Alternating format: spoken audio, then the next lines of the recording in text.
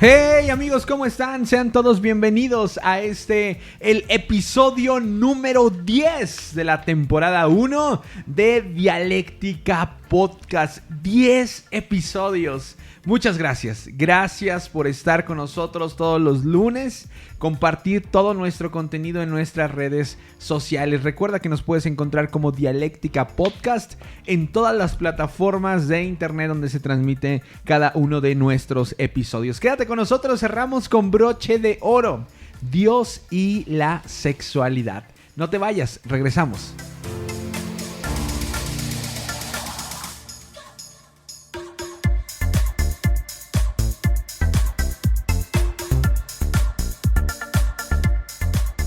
Hey, ¿cómo están amigos? Estamos aquí muy contentos ya grabando el 10º episodio de Dialéctica Podcast. Espero que el episodio pasado de religión y el dinero haya traído algunas respuestas y luz a tu vida en ese tema tan controversial y complicado, ¿verdad? Pero hoy vamos a tratar un tema también igual de interesante, ya lo pudiste ver ahí en el título, que hablaremos sobre religión y la sexualidad. Pero antes de iniciar, vamos a presentar a los nuevos integrantes. No, somos los mismos. Integrantes. Somos los mismos de ayer y hoy. Cambiamos. Y a mi derecha está Jorge Rubio. Hey amigos, ¿cómo están? Un saludo, qué alegría poder estar con ustedes. Un episodio más, ya el último de la primera temporada. Vamos a darle con todo. Sí. Arthur Delgado. ¿Qué onda, amigo? Un gusto, un placer hacer un 10º episodio a su lado, en la misma mesa. Bien, y ya también en este episodio se encuentra como en el pasado, ¿verdad? En su épico regreso, Cristian Carrión. Come on. ¿Qué onda amigos? Estamos bien contentos de estar aquí con ustedes y gracias por escucharnos y por seguirnos ahí en las redes sociales. Venga, vamos a darle. Bueno, pues sería bueno arrancar este tema haciéndonos una pregunta, ¿verdad? ¿Qué viene a tu mente cuando escuchas la frase religión y sexualidad? ¿Cuáles creen que son las preguntas que surgen cuando escuchas este título? Creo que al igual que el tema de religión y dinero puede ser un tanto controversial, por diversas cosas que hay alojadas en nuestra mente, en nuestro inconsciente, por diversa información, ¿verdad? Hay a quienes el juntar estos dos conceptos como Dios y sexualidad les puede parecer incluso aburrido, les puede parecer a otros atormentador, sí. Les puede parecer a otras personas un tanto tradicional, por así decirlo. La palabra quizá no hace tanto clic, pero vienen muchas cosas. No sé a ustedes qué más se les venga a la mente con esto. Bueno, dentro de la iglesia por mucho tiempo, la sexualidad es como un tabú, ¿no? Es difícil de llevar a cabo una plática acerca de la sexualidad, ¿no? Está como y más antes, ¿no? Que era más conservadora la iglesia, no hablaba de la sexualidad. Ya. ¿Por qué razón? O sea, ¿por qué razón la iglesia, hay ciertos tabús, ciertas cosas que envuelven todo esto, pero ¿por qué razón la iglesia a lo largo de la historia ha batallado tanto con traer un panorama claro para sus congregantes acerca de este tema? Creo que desde el inicio, desde la palabra de Dios, desde el Génesis, podemos ver a un Dios interesado en desarrollar de manera correcta para sus hijos una sexualidad, una vida sexual saludable. Pero a veces pareciera que las iglesias, las organizaciones religiosas, volvemos a este término, no tienen la capacidad de hacer clic directamente para comunicar bien este mensaje. ¿Será una cuestión de pudor? ¿Será que el término de sexualidad a veces incluye ciertos conceptos difíciles que pareciera complicado predicarlos desde el púlpito? ¿Qué razones se les vienen a la mente? Yo creo que es un tema sensible, o sea, y creo que viene desde raíz, ¿no? O sea, la Biblia dice, por ejemplo, que Adán y Eva estaban desnudos y no se avergonzaban, no había pecado. Entonces, a raíz del pecado, ¿verdad? Ya suceden hay muchas consecuencias, entre ellas ciertas cosas vergonzosas y yo creo que la parte de la sexualidad, en el diseño de Dios y todo eso a veces es algo sensible, a veces no solamente en las iglesias u organizaciones religiosas, sino los papás. Sí. A veces hablar de sexualidad con sus hijos da un poco de vergüenza, y eso a veces hace que los hijos tengan que buscar respuestas en otros lados, ¿no? Entonces, yo creo que es un tema sensible, tiene algo que ver con pudor, por algo, por ahí también va la cosa, ¿no? Pero bueno, Sí. creo que es un tema importante. Sí, yo creo que las consecuencias que hemos sufrido como sociedad, como seres humanos respecto a la sexualidad, las consecuencias hablando de los malos resultados, ¿verdad?, que hemos tenido, creo que radican en haber divorciado a Dios de la sexualidad. Sí. O sea, como que no nos hemos hecho la idea de que la sexualidad es diseño de Dios, Yeah. que hay un propósito, que es buena, ¿verdad? Y cuando se separó la sexualidad de la religión, digámosle así, ¿verdad?, y de Dios, es ahí donde estuvo el error. Claro. ¿Verdad? Sí. Porque creo que la iglesia tiene la obligación de educar a las personas, ¿verdad?, respecto a la sexualidad, en base a lo que dice la palabra de Dios. Sí. ¿Verdad? O sea, qué mejor que la iglesia para ejercer y para llevar a cabo, ¿verdad?, una idea correcta sobre la sexualidad. Y creo que el error ha estado en eso, en sacar a Dios del ámbito sexual de los seres humanos, ¿no? Sí, que vale la pena dejar bien en claro que tiene que ser una educación en base a la palabra, Sí. y no en base a doctrinas establecidas Sí. por la religión Sí. o por las organizaciones personas. religiosas o por las personas, porque es aquí cuando viene y se quebranta este término, Sí. y pasa de ser una bendición a una completa maldición en algunos casos. Tantos testimonios, al igual que lo del dinero, tantos testimonios negativos en todas Sí. las áreas acerca de abusos incluso Claro. por Sí, parte de la sí, sí, autoridad sexual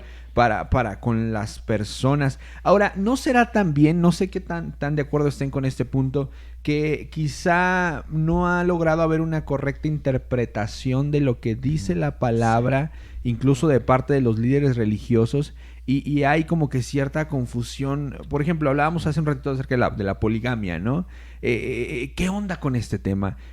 ¿Por qué Dios lo permitió? ¿Por qué Dios no hizo nada? Y a veces nos encontramos en medio de este conflicto en el cual no tenemos una interpretación adecuada de lo que dice, y entonces se nos dificulta poder enseñarlo de manera correcta. Amigo Cris Carrión, ¿cómo responderías a esta pregunta? En el Antiguo Testamento, ¿Dios avalaba la poligamia, por ejemplo? Pero empecemos por explicarnos qué es poligamia. Básicamente una persona que tiene muchas mujeres o varias mujeres. Pues sí. Sí.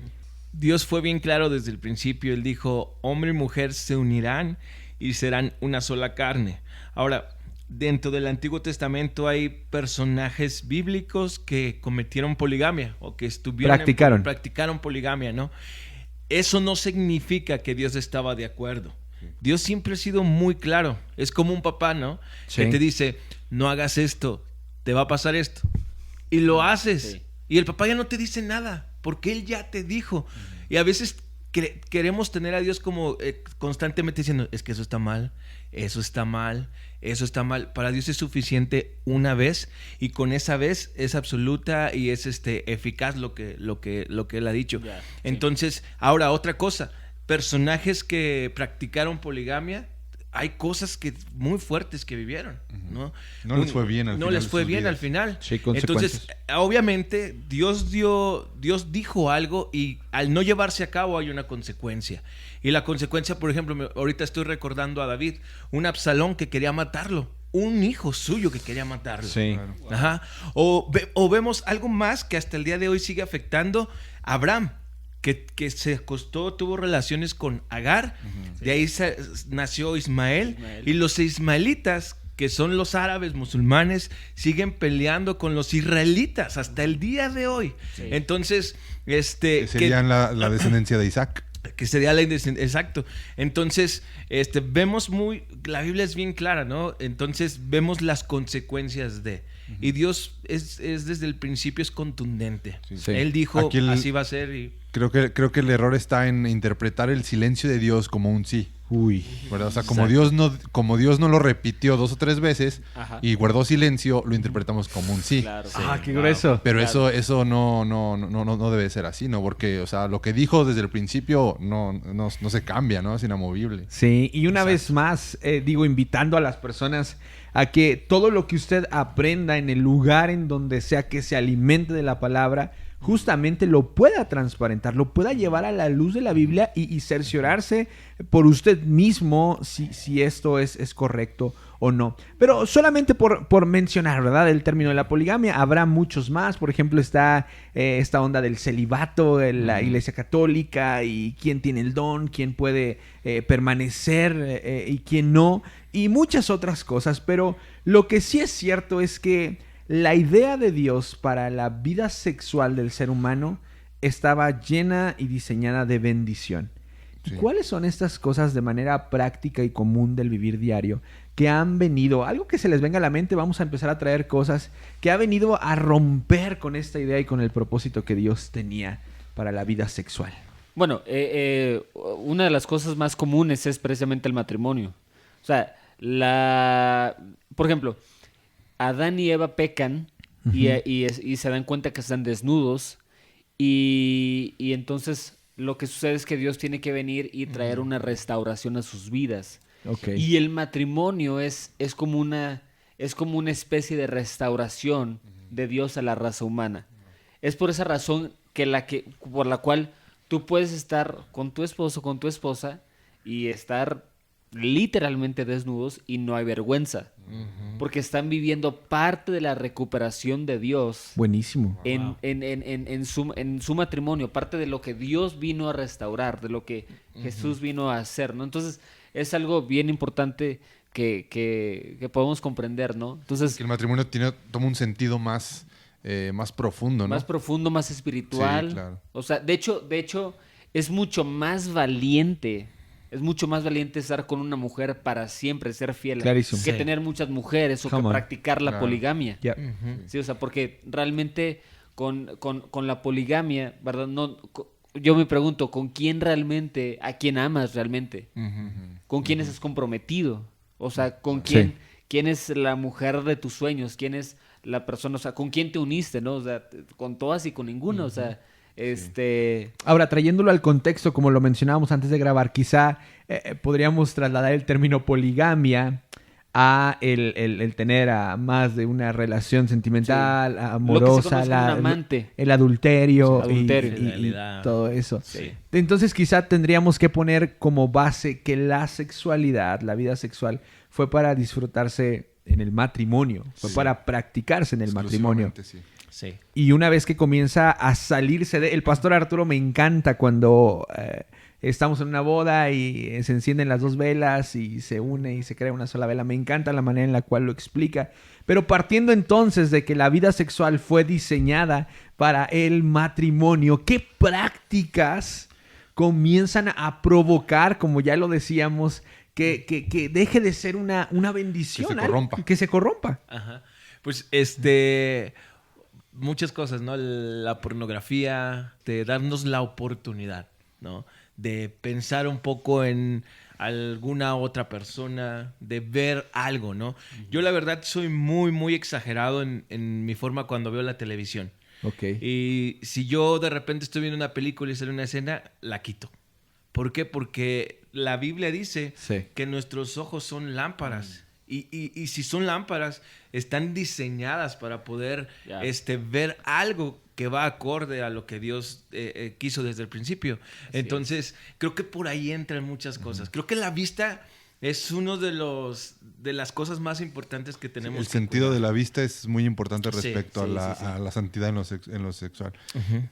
Creo que también rebajar el acto sexual a únicamente algo del cuerpo también trae consecuencias, porque el acto sexual matrimonial va mucho más allá del placer físico, ¿verdad? Sí. Habla de una intimidad, habla de un compromiso, habla de satisfacer a tu esposa o a tu esposo, ¿verdad? Porque la Biblia dice, ¿no? Que ahora mi cuerpo le pertenece a mi esposa y viceversa, ¿no? Entonces, cuando rebajamos el acto sexual únicamente a una cuestión que me produce placer, el día que no lo sienta voy a ir a buscar placer en otro lugar. Wow, ¿no? buenísimo. Entonces, el acto sexual abarca todas las áreas todas las áreas del ser humano, ¿no? El alma, el espíritu, el cuerpo. Lógicamente es un placer corporal, pero también es espiritual, también involucra las emociones y todo eso, ¿no? Entonces, por eso la Biblia dice que el que se une a una mujer se vuelve una sola carne, ¿no? Entonces, aunque, por ejemplo, cuestiones como la prostitución, ¿no? O sea,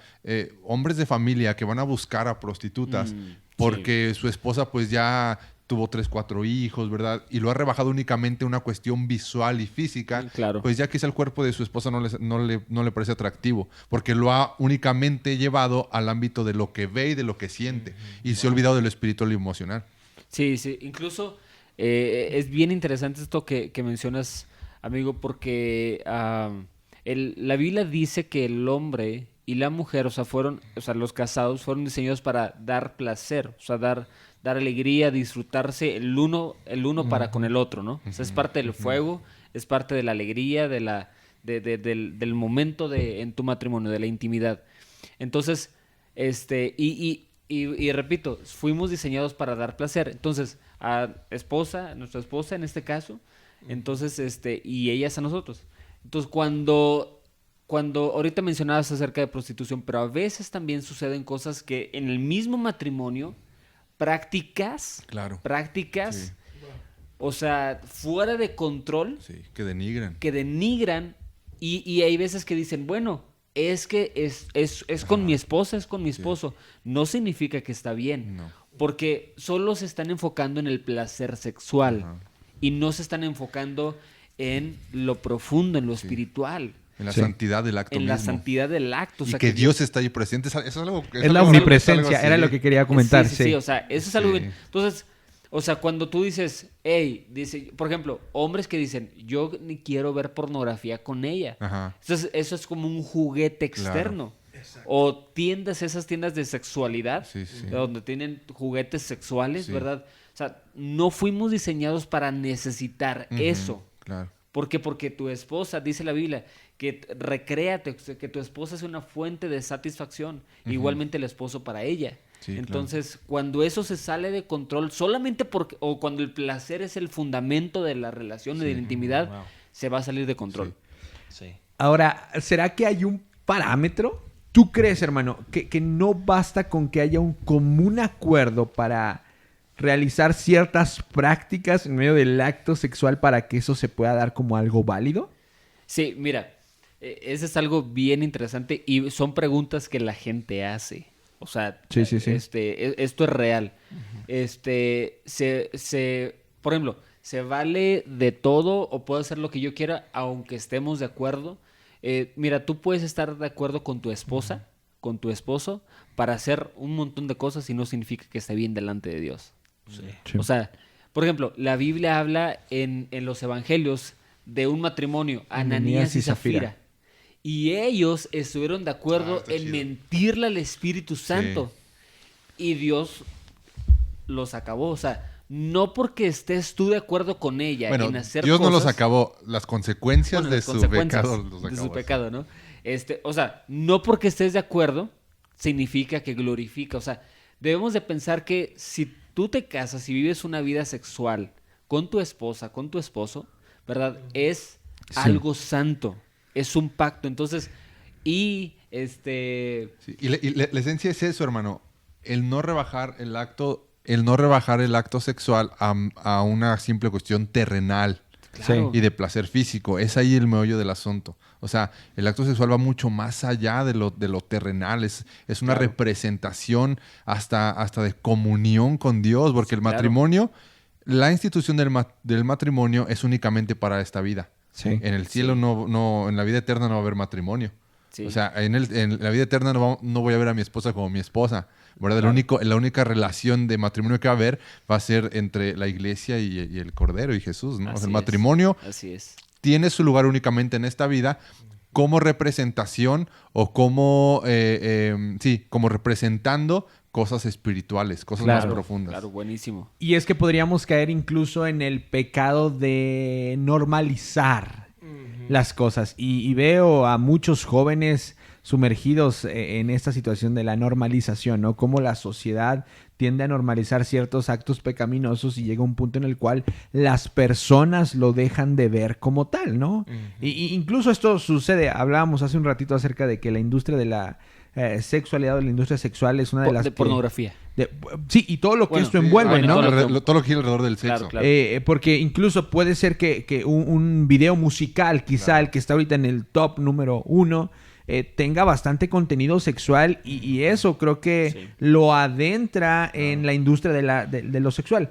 Entonces, a veces viene a ser parte de nosotros esta onda de la normalización que nos llama a ver las cosas transgiversadas y no nos permite ver la esencia pecaminosa de la cual están rodeados y están impregnados. Totalmente. Muy bien, bueno, y pues estamos encaminando este episodio bastante hacia lo matrimonial, pero ¿cómo puede vivir un joven que quizá desea llegar al matrimonio para poder activar su vida sexual?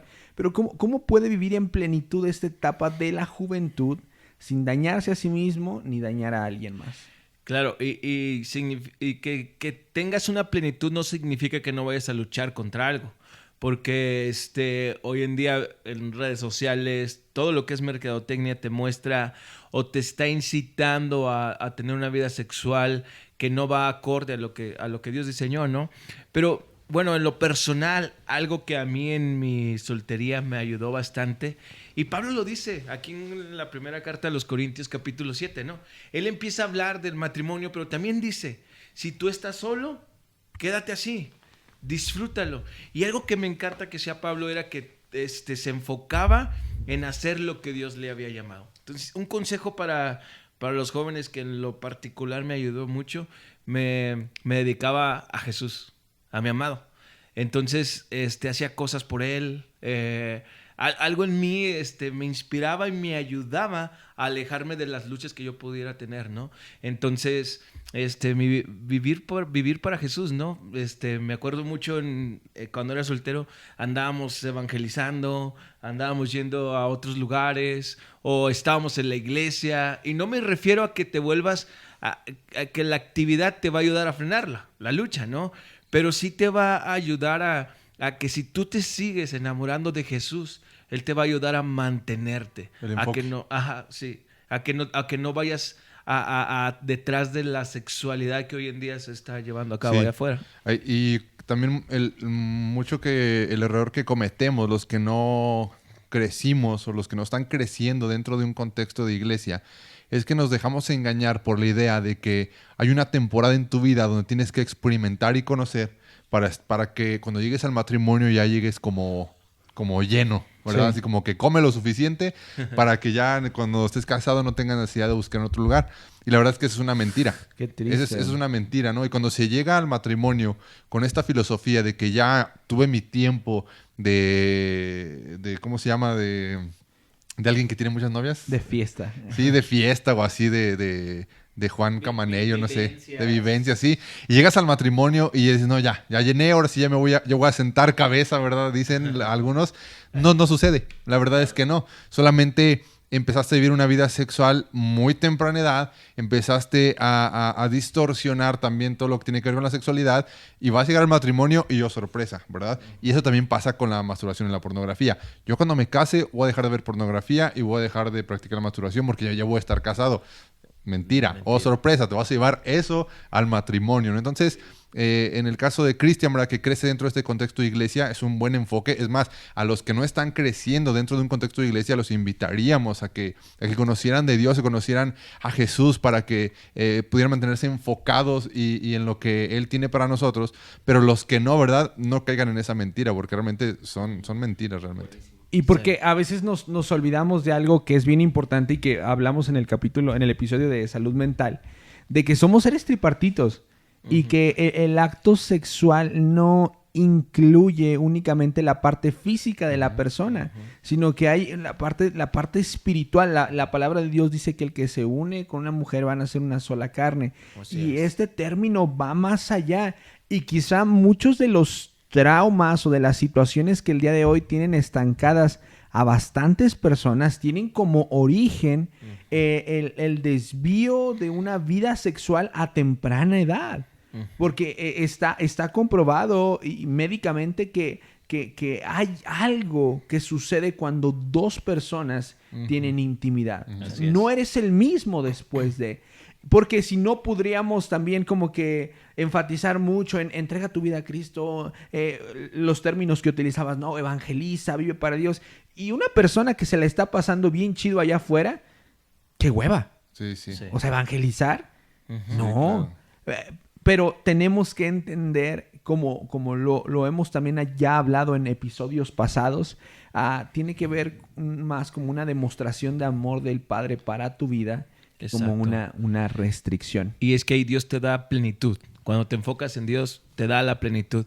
Ahora, algo bien importante, muchas personas que están batallando en cosas sexuales antes de casarse y que creen que casándose, o sea, se va a resolver, van a sanar, ya no van a ser los mismos. Como decía ahorita Luis, es mentira, no va a pasar, no va a ocurrir, se va a volver más fuerte. Ahora, porque ahí vas a lastimar a personas que realmente están interesadas, son de tu círculo, son las personas a las que amas, y va a ir más fuerte.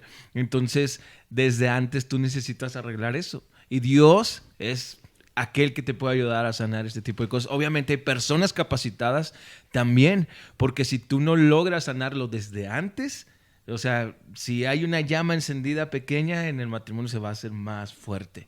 Y va a ocasionar Sí, yo creo que el meollo de este asunto, ¿verdad? Está en querer sacar a Dios de la vida sexual de las personas. Sí. No se puede porque el simple hecho de ojear y leer la Biblia, vemos que la Biblia habla abiertamente de la sexualidad. Tenemos libros como Cantar de los Cantares, ¿verdad? Tenemos pasajes e historias respecto a la sexualidad de los personajes bíblicos, ¿verdad? Que estaban ahí. Entonces no se puede, no está peleado un tema con el otro. Dios no está ajeno a la vida sexual de las personas.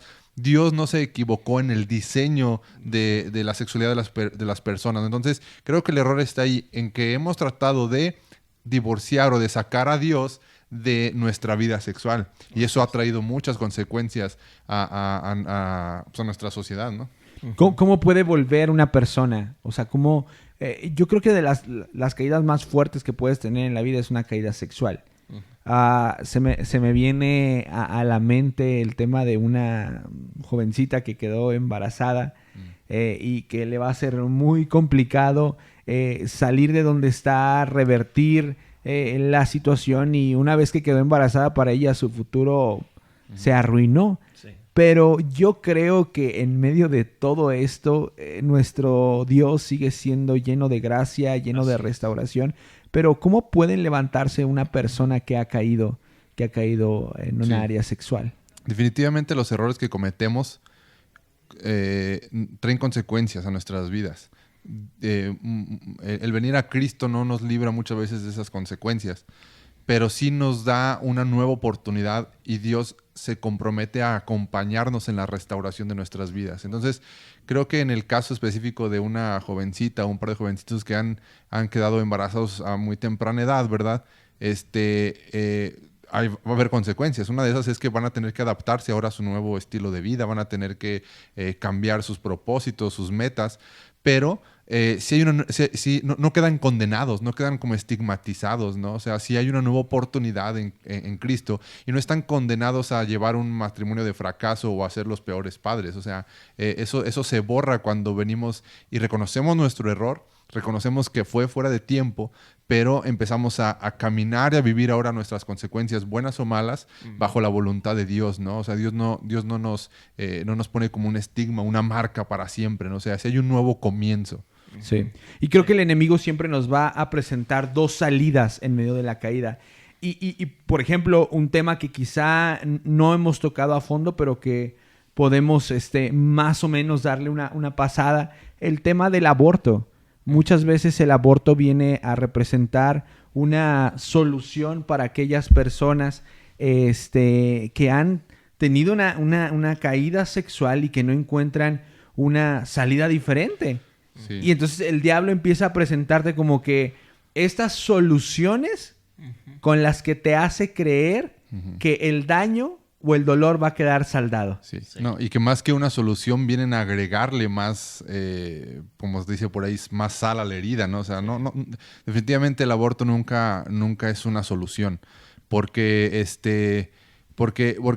los testimonios de las mujeres que han abortado, ¿verdad? No son así como que, ay, me libré de una carga y viví feliz para siempre.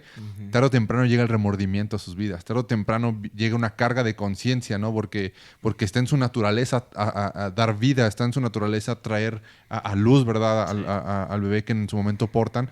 Y viene una carga de conciencia. Entonces, siempre hay una solución, siempre hay un camino diferente, siempre hay otra opción que no es el aborto, ¿verdad? Y Dios es especialista en eso, ¿verdad?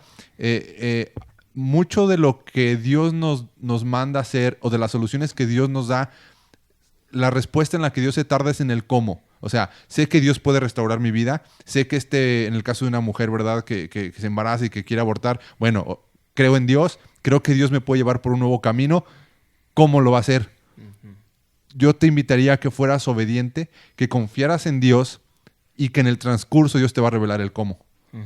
Pero a veces nos esperamos a escuchar el cómo para obedecer.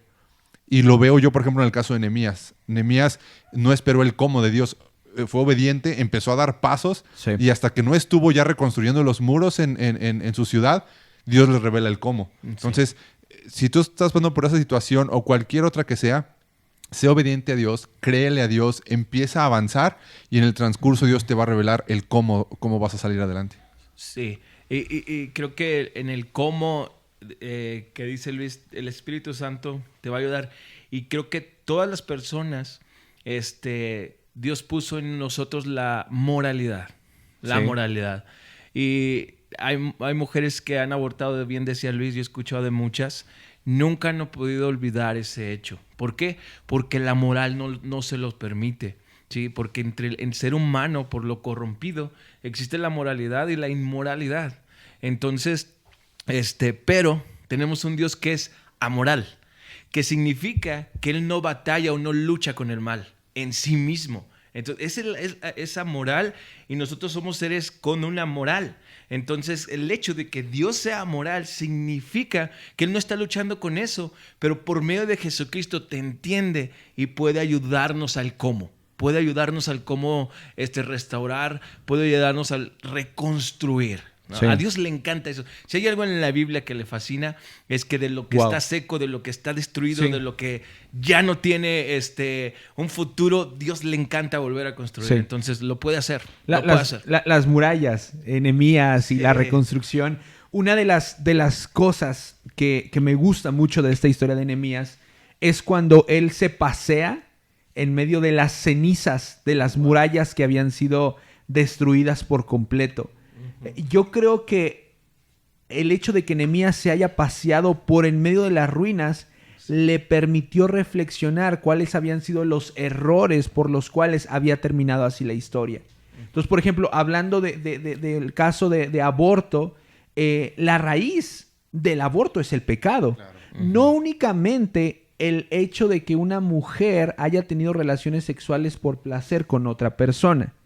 También sabemos y estamos en el entendido que muchas de las motivaciones abortivas pueden, si así le podemos llamar, es el abuso sexual y todo eso, pero todo tiene como raíz el pecado. Sí. Entonces, en vez quizá de buscar o encontrar soluciones superficiales, debemos de ir a la inmersión de la palabra, a la cercanía de Dios a nuestros corazones para que haya una transformación por completo.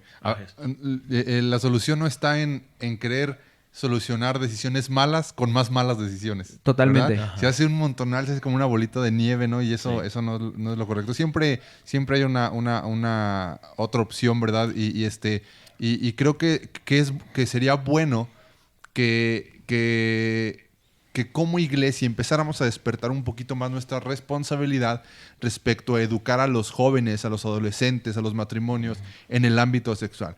No podemos tenerle vergüenza a eso porque la vergüenza es consecuencia del pecado. Así es. Arthur dijo al inicio, cuando Adán y Eva o desobedecieron a Dios, se dieron cuenta que estaban desnudos y sintieron vergüenza. Entonces, la vergüenza que sentimos por tratar temas respecto a la sexualidad son consecuencia del pecado, porque hay cosillas, ¿verdad?, por ahí ocultas en nuestra conciencia, en nuestra idea, que nos producen vergüenza. Sí. Pero cuando hay una sexualidad sana, cuando se entiende que es propósito de Dios, cuando se entiende que está en la Biblia, cuando no tiene nada de malo, cuando se hace en su contexto, ¿verdad?, con todo lo que esto involucra sanamente, no debemos de tener vergüenza, ¿verdad? Sí. Porque los papás tienen vergüenza de hablar con sus hijos respecto a la sexualidad. ¿Por qué? ¿Verdad? Porque ellos también tienen problemas en la vida sexual. Sí. Y eso desata una cadena de problemas. No hablo con mis hijos de sexualidad porque yo tengo un cargo de conciencia y entonces a mis hijos los voy a educar la televisión o sus amigos o la calle y vienen las consecuencias y se vuelven todas estas generaciones corrompidas. ¿No? Sí. Creo que esa es una buena meta como iglesia. Sí. O sea, el poder educar a nuestra congregación sexualmente correcto. Wow. Y creo que Dios hizo la sexualidad pura. Y se me viene a la mente un manantial que está perfectamente transparente y tú lo puedes ver desde arriba y puedes ver lo que hay en la profundidad y puedes ver todo lo que hay ahí. Y entonces cuando nuestra vergüenza nos impide, entonces es donde se ensucia y no podemos verlo, ¿no? Entonces la pureza tiene que ver con algo que Dios formó para que pudiéramos verlo, para que pudiéramos disfrutarlo, ¿no? Ahora, otra cosa, Dios nos va a ayudar en el proceso, pero también tenemos que hacerlo de una manera práctica. Creo que también hay que ser prácticos. Me acuerdo mucho de Pablo cuando les escribe a los Efesios, ¿no? Y empieza a hablar ciertas cosas, y quiero ir al contexto de esto, ¿no? En los Efesios estaba la diosa Diana y algunos personas, algunos discípulos estaban luchando, ¿no? Y gente estaba viniendo. Y algo interesante es que la diosa Diana, en su templo había un camino que llegaba hasta allá y había huecos donde personas se podían parar a tener relaciones sexuales al aire libre, con que era algo normal y podías tenerlo con quien sea y llegaban allá. Entonces imagínate el contexto de lo que se estaba viviendo y Pablo tiene que pararse y defender la originalidad de la sexualidad. Incluso hoy Pablo es donde les dice a las mujeres que se vistan con decoro. ¿Por qué? Porque muchas mujeres que estaban prostituyéndose se estaban convirtiendo. Ese es realmente el contexto.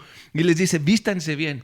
¿Para qué? Para que ustedes cuenten o ya no vivan como vivían antes y para que no haya una cierta tentación y vean un cambio en ustedes. Buenísimo. Se los dice de una manera práctica. Sí.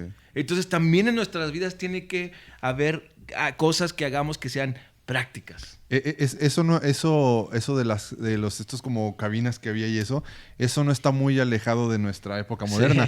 Sí. Al inicio del socialismo en la Unión Soviética empezaron a poner cabinas también en algunos lugares para que si tú ibas por ahí por la calle te encontrabas con alguien, lo que sea, y como el socialismo empezó a meterse también en la vida personal de las personas y esto incluye el área sexual, tú podías entrar a esas cabinas y tener relaciones sexuales ahí. Y el socialismo lo aplicó en sus inicios de la Unión Soviética. Sí. Wow. Creo que ya sea en tu matrimonio o en una vida en soltería, debes de estar luchando constantemente por regresar al diseño original.